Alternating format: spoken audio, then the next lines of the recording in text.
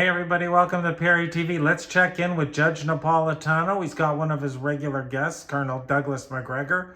We all know where he stands. Let's check on him. Defeated them militarily, so how could they do anything? So that's the first question. Second part, obviously, I'm being facetious, but right. I think we're in for a long haul here. People are saying, "Oh well, look, the price of oil is still not rising as fast as we thought. In fact, it's falling. Things are getting better." I think Wall Street is delusional, and it's going to take another 2 or 3 weeks for the impact of this entire mess to really strike home here and around the world. Because let's assume you get 1,000 ships through this. All I know is gas is really expensive, like $9 a gallon, and where I live in North America. How long does this take? How long do you wait? How many people in the meantime don't have? And we got more gas and oil than anyone in the world, except for the Mideast countries, of course.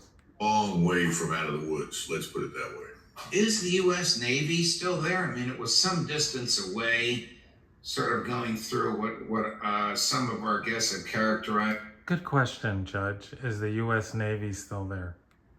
A blockade because it was so far away. Is it still there? Do we know? Well, I know that the Navy hasn't announced its departure. Have some of the ships left and gone somewhere else to reprovision or change crews, or are new vessels on the way? All of that could be possible.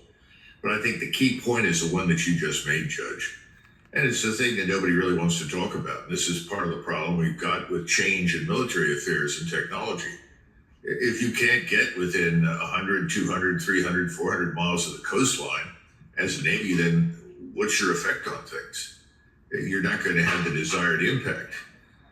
So I think that's part of what we've discovered the hard way in fighting Iran. We've been defeated because they have the capability to essentially make themselves invulnerable to us for all intents and purposes. Was there ever, as far as you can determine, Colonel, a serious plan to enter Iran, seize the enriched uranium, decapitate the government, and replace it with the Shah's son or wherever they were going to? Well, he has no idea, but he'll guess. The decapitation attempt was real. We have sadly adopted this Israeli notion that you can assassinate your way to regime change or even victory in war. That, of course, has not worked. And the attempts to decapitate the Iranian regime have failed miserably. But that was definitely tried. That was part of the initial plan. Now, as far as the rest of it is concerned, remember we had this event down in the vicinity of Isfahan, and the supposed pilot rescue went on and so forth.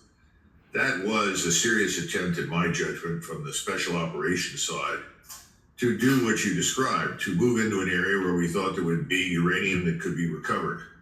We discovered it's not going to work. Once again, you have air defenses, you have local militia, police, and military. The country's... The airspace over Iran is completely open.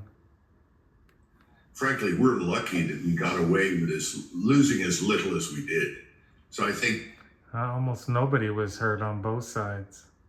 Any kind of substantial special operations force has been pretty much tossed away. Is the United States a land power? No. But it isn't in the Middle East. It certainly isn't in Europe. It's been an invasionary, reactionary force on the water since day one, since Britain started it.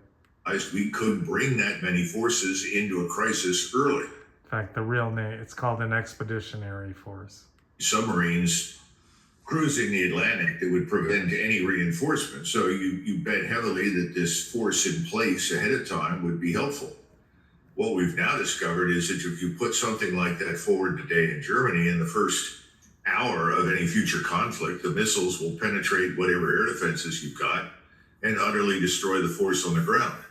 So the whole idea of picking up and moving hundreds of thousands of troops to another theater beyond the Western Hemisphere, I think it's a dead issue.